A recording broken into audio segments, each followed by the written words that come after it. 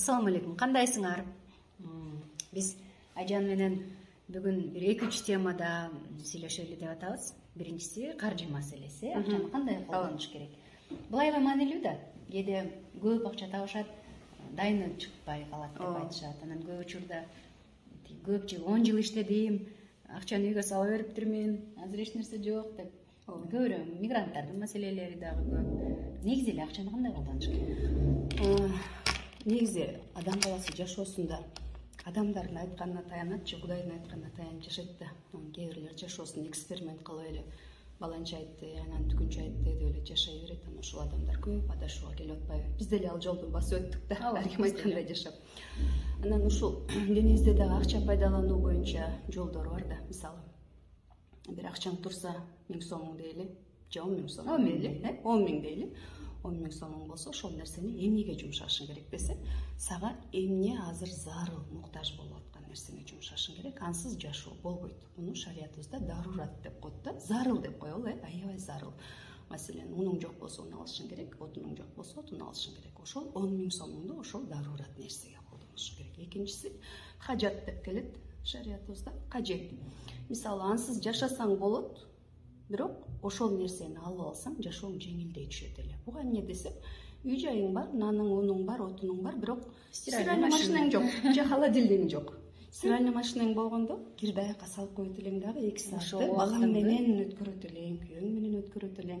Жашооңду жеңилдетчү нерсеге колдонуш керек. Үчүнчүсү таксимият деп келет. Таксимият бул эми сонундук үчүн. Тиги фитим бар, бирок мен Lexus 570 тепким келип атат. Үйүм бар, бирок элитный жашагым келип атат. Элитныйым бар, бирок VIP городокто жашагым келип атат деп эле ого жоктонгондун үстүндө жашап атабыз азыр. Азыр 100 000 сом тапса, адам эмне кылат? Даруратка да колдонбойт, хажатка да колдонбойт, таксимиятка колдонот.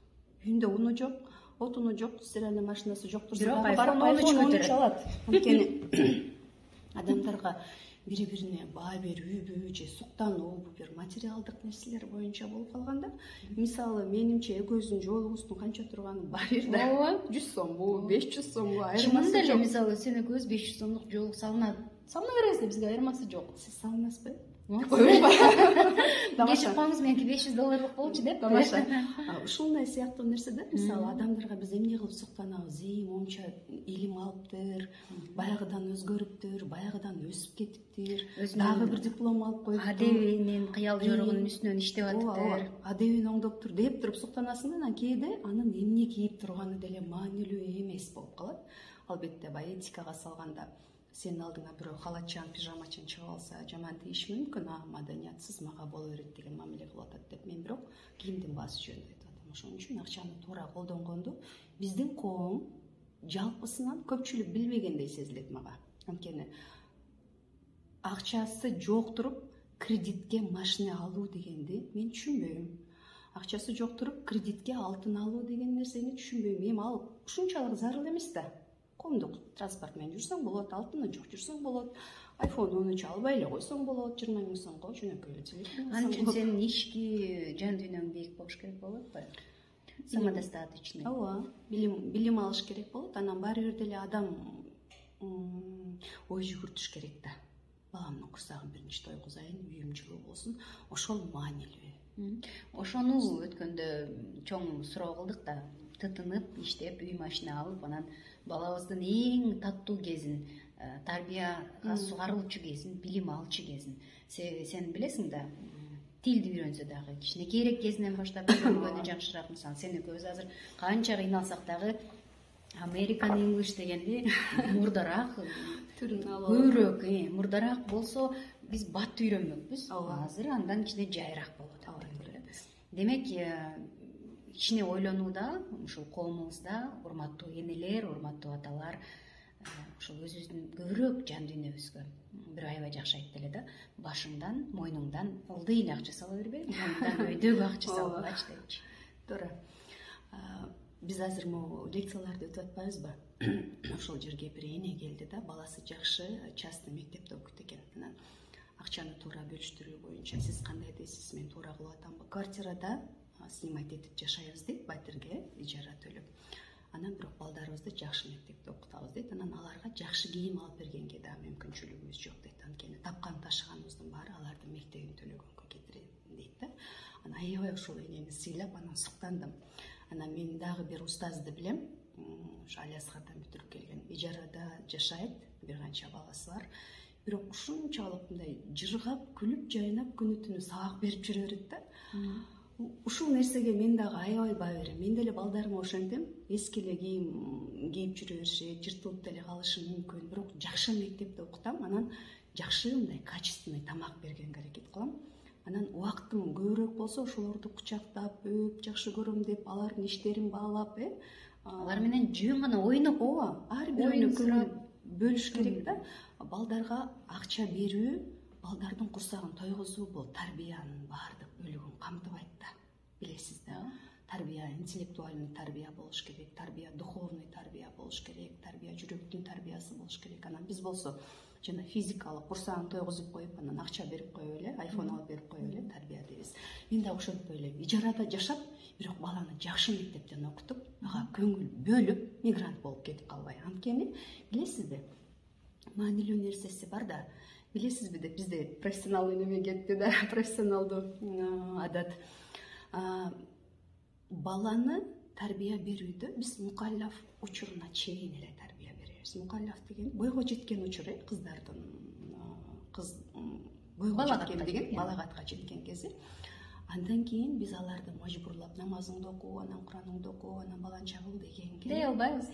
Анткени динде зордоо жок.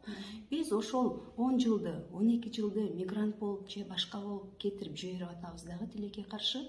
Анан агрессивдүү, адамдарды уга албаган, өздөрүнүн ордун коомдо билбеген балдар болуп калып атат.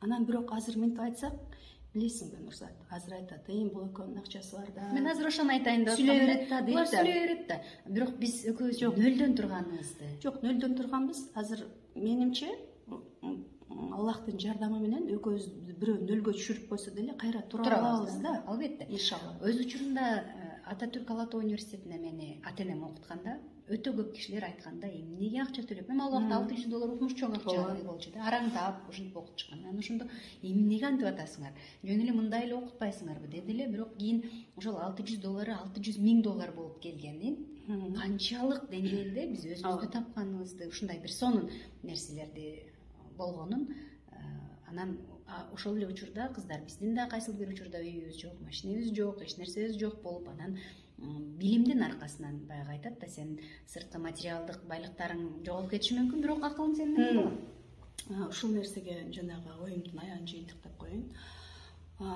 Эми булар да бар сүйлөй берет да дегенди айтып кетпедиңизби, бизде да жок болгон болду деп, ооба. Ушул жерден айтып кетишибиз керек. Рызкы берүүчү Аллах.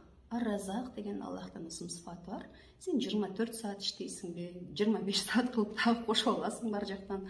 Аллах сага өлчөгөн гана акчаны аласың. Сен бүгүн 1000 сомдук рызкың болсо, ошону гана аласың. Колуңда 10 000 турса, 9 000 кетет башка алчу адамдардын колуна. Суда кыласың, башка кыласың деген сыяктуу. Ушул Ар-Разак рызкыны Аллах берет деген нерсени унутпашыбыз керек. Анан ооба, биздин колубузда жоктон жүрөбүз да, балдардын курсагын тойгузушубуз керек да дегенде да ушуну эстешибиз керек. Биз балдарды калтырсак, калтырбасак дагы Аллах Таала бизге рызкы бербей койбойт. Курт-кумурскага, чымчыктарга, жан-жаныбардын баарына рызкы берип аткан Аллах Таала акылдын ээси болгон адамга рызкы бербей койбойт. Аракети болгон адамга. Аракет болуш керек, албетте рызкыңды барып адал рызкыңды алып жешиң керек, бирок ошол акча таап келүү, үй алуу, машина алуу деген баланы калтырып коюуга арзыбайт. Кимдир бирөөгө ушундай сөздөр жакпашы мүмкүн, кимдир бирөөгө билим эле дей беришет, ок эле дей беришет дешиңиздер дагы мүмкүн, бирок акыйкатты айтыш биздин колубузда. Биз ошол сиздин жакшы болушуңузду каалайбыз, коомдун жакшы болушун каалайбыз, балдарыбызды эркелетип, мыкты адамдарды коомго кошкубуз келет. Жараланган эмес, агрессивный эмес, жырткычтай болгон эмес, мээримге тойбой калган эмес, тескерисинче жакшынакай адамдарды коомго кошкубуз келет. Билим боюнча азыр аябай мода болуп кетиптир ушул сөздү мен байкап атам. Диплом алса эле мен диплом аттангандан кийин чыкты окшойт деп коеюн. Просто сиз кызылды көргөзгөндөй мен 3 көгүмдү тим эле коеюн деп көргөзбө, як болот. Жок, кечиресиздер, биз азыр минутабыз бүтүп атат. Уруксат берсеңиз, экинчи видеодо ушул кепти козгойлу.